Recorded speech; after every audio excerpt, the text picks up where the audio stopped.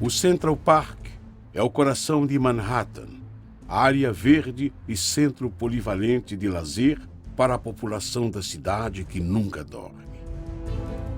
É parte indispensável para que esta paisagem urbana tenha um pouco de vida, um pouco de cor e natureza entre montanhas de concreto.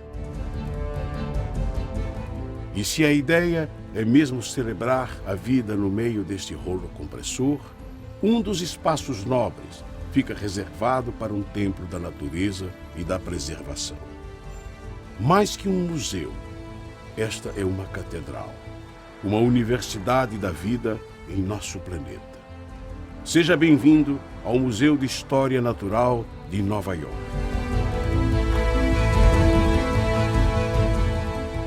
Uma sede imponente em um lugar nobre para uma instituição secular. A história do museu começa em 1869, em um mundo que parecia muito maior, em que as pessoas e informações não circulavam. Era fundamental ter uma casa para apresentar a natureza ao povo e, assim, ensinar o respeito a ela. A sede está aqui desde 1874. Um palácio com grandes áreas de granito rosa e palavras inspiradoras para quem passa pela Central Park West. Verdade, conhecimento, visão. No alto das 4 colunas do portão principal, 4 pioneiros americanos, Lewis e Clark, foram os líderes da primeira grande expedição a atravessar todo o território americano até chegar ao Pacífico em 1804. Daniel Boone foi um combatente da Guerra Civil e um dos desbravadores do que hoje é o Kentucky. Suas histórias, verdadeiras ou exageradas, foram narradas em um livro que fez dele um herói nacional. John James Audubon era um naturalista e pintor que retratou pela primeira vez os pássaros da América em um trabalho importantíssimo. Mas o grande homenageado na fachada do museu é, sem dúvida, Theodore Roosevelt, o homem que em 1901, aos 42 anos de idade, tornou-se presidente dos Estados Unidos. Mas além do cargo que ocupou, Ted Roosevelt também tornou-se famoso e admirado por suas expedições, por deixar para a história uma imagem de destemido, quase um cowboy. Militar com experiência em diversos campos de batalha, Theodore viajou o mundo todo, buscando lugares que até então não haviam sido visitados pelo homem, tentando encontrar a natureza ainda desconhecida e domá-la. Um homem tratado como um pioneiro no respeito à natureza. Aliás, as homenagens a ele não ficam do lado de fora.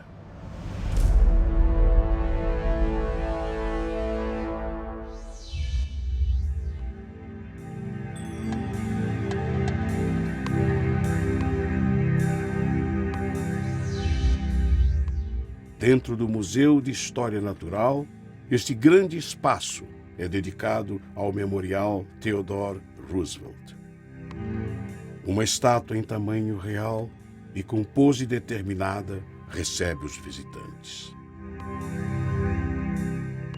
Vídeos e objetos lembram as aventuras dele pelo mundo, incluindo uma longa expedição pela Amazônia brasileira, ao lado do Marechal Rondon e outros naturalistas.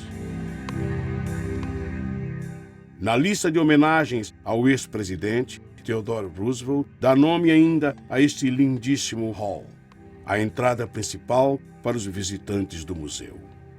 Um local solene, com inscrições sobre os grandes feitos do estadista americano, assim como lindíssimos murais, os maiores de Nova York, pintados em interiores.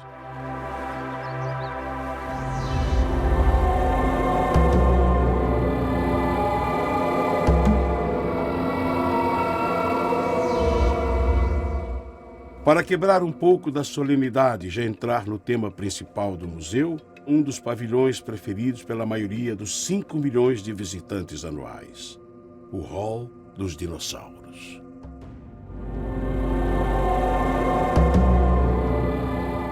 Objetos, documentos e, principalmente, fósseis contam a história e as descobertas da equipe do museu.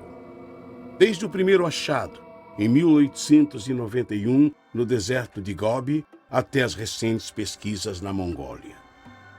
São vários dinossauros, de diversas origens pelo planeta, todos muito bem conservados. Alguns nos trazendo a estranha sensação de estar diante de um gigante feroz e carnívoro. Este é o famoso T-Rex.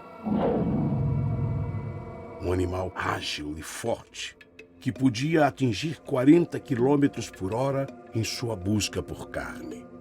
Mandíbulas de 1,20 m. Cauda musculosa, cabeça resistente, pescoço robusto em um corpo que podia atingir 10 toneladas.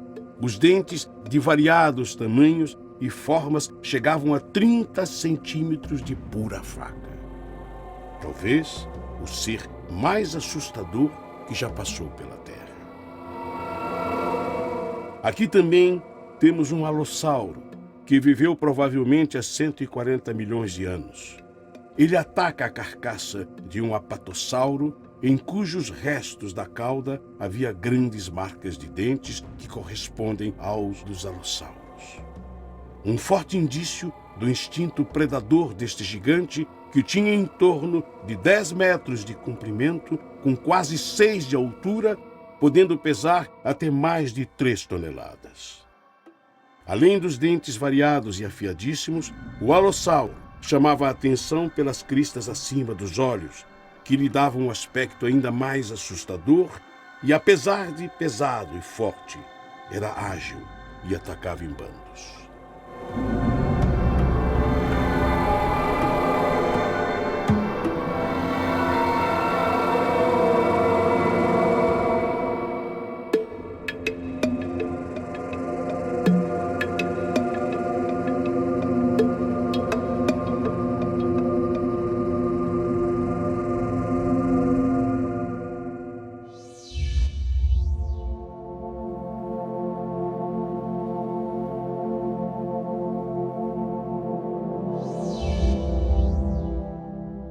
Dos animais já extintos, passamos para os dias de hoje em um hall anexo.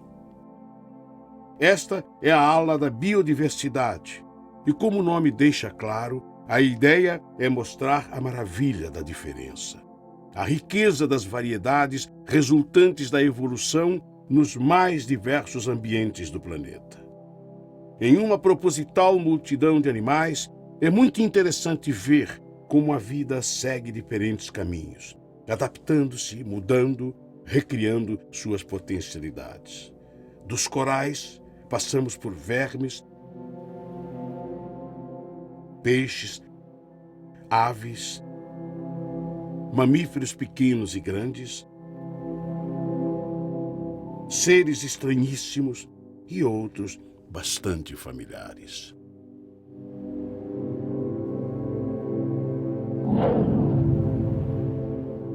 A evolução, partindo por caminhos diferentes e chegando a resultados tão diversos, mas todos, de algum modo, conectados. Nas origens e na sobrevivência, nada pode ser quebrado nesta corrente. Uns dependem dos outros, uns vivem e morrem pelos outros, por mais distantes que possam parecer. Todo um universo que precisa ser cuidado pelo homem, todo este mundo de cores, formas, texturas e organizações, no fundo, somos nós.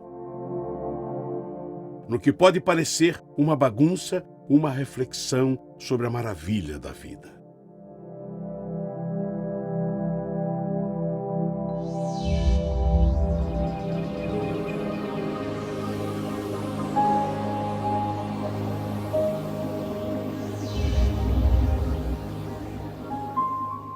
Falando em maravilha, o que dizer deste salão imenso. Imenso justamente porque precisa abrigar o maior ser vivo da Terra, a baleia azul. 29 metros, aqui recriados em fibra de vidro e puro fascínio para todos nós. A luz do ambiente é fraca e azulada, com efeitos de áudio que nos remetem ao mar.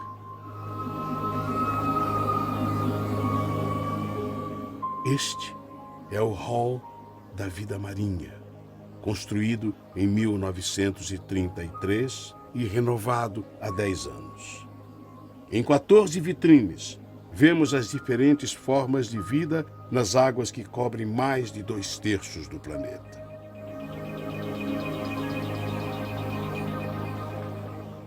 Corais que parecem enfeites. Seres que produzem luz no fenômeno conhecido como luminescência. E que tal uma reprodução da lula gigante?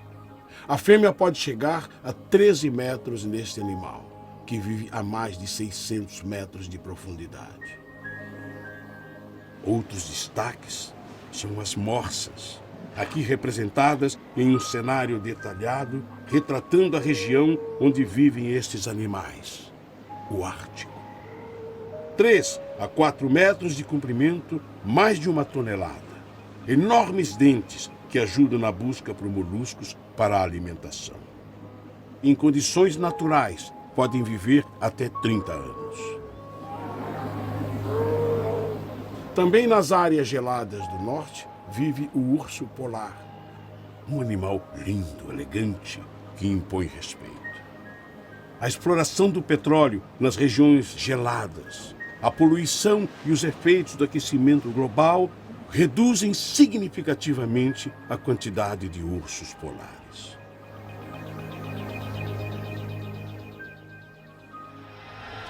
Seguimos o nosso mergulho pela história, e o melhor da visita ainda está por vir.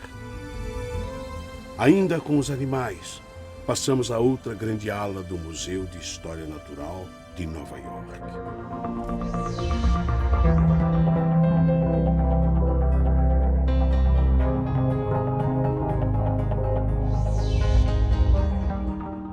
Aqui estão alguns dos mais interessantes mamíferos da América do Norte.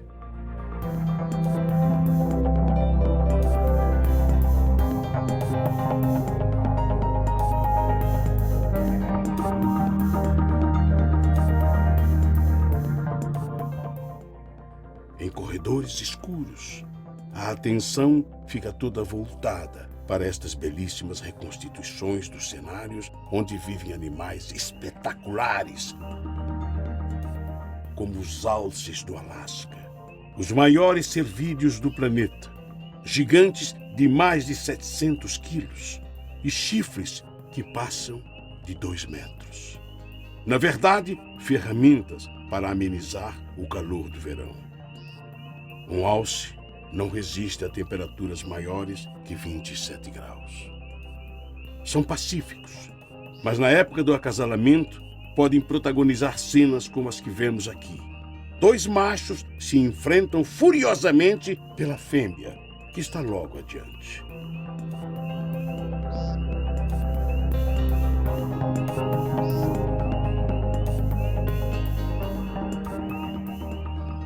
Aqui observamos o habitat do bisão. Na verdade, vemos como era a situação no meio do século XIX em locais como o estado americano do Wyoming. Mas a caça, esportiva ou por alimentação, reduziu rapidamente os milhões destes animais a menos de 1000. Hoje, é praticamente impossível encontrá-los em estado selvagem, com quase todos os sobreviventes estando sob controle em santuários de ONGs e do governo.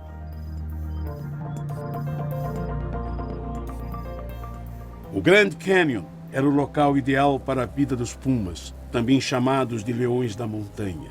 Este é um cenário do estado do Arizona, nas cercanias do Rio Colorado. Vemos outro animal que já habitou a América aos milhões, mas que teve a sua população drasticamente reduzida. Os pumas têm vida solitária, e só buscam um par na época do acasalamento.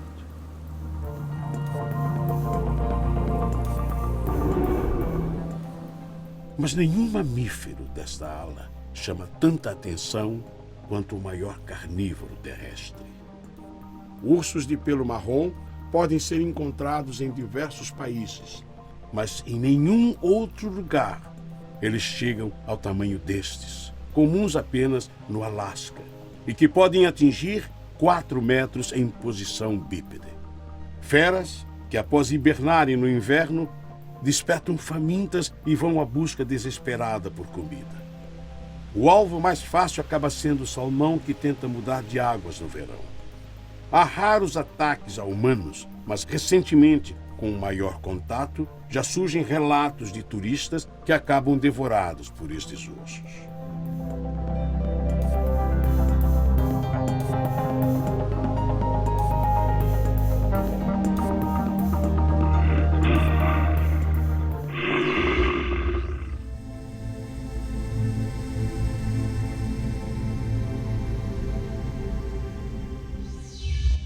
Mudando de clima totalmente, tiramos os pés da terra. E isso também pode ser muito divertido e interessante. Passamos agora ao hall do universo. Computadores, vídeos, painéis e jogos interativos falam sobre a formação, evolução e propriedades de estrelas, planetas e galáxias.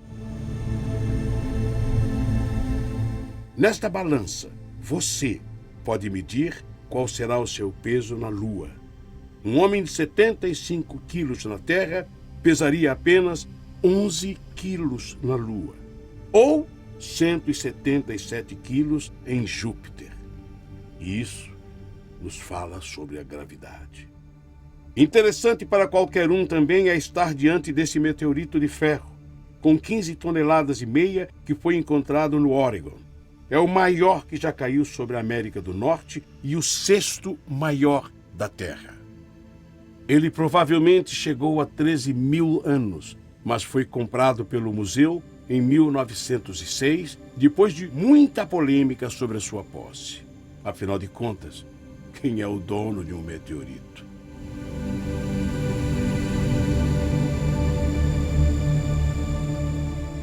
Outro encontro marcante é com esta pequena rocha, protegida por um vidro e muito bem iluminada. Não é para menos. Ela é pequena, tem uma aparência comum, mas é muito difícil de ser buscada. Esta é uma rocha lunar, coletada no 1º de agosto de 1971 pelos astronautas da Apollo 15. É lava, resultante de uma erupção ocorrida 3 bilhões de anos atrás.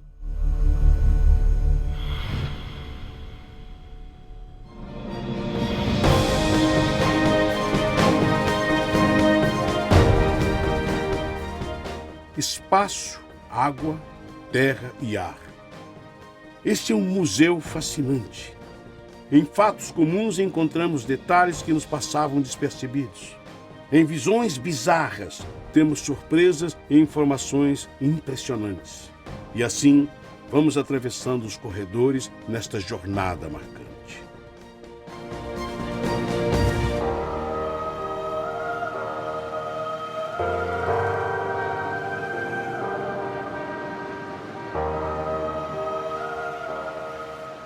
Um fio de pensamento, de curiosidade, que nos segue até mesmo quando voltamos às ruas, quando de repente caímos de novo no cenário agitado de Nova York.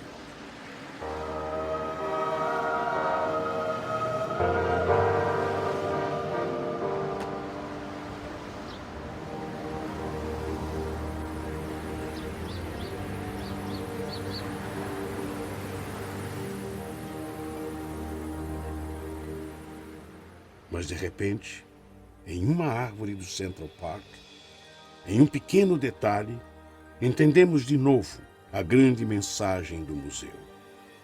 O maior dos espetáculos é, e sempre será, a vida.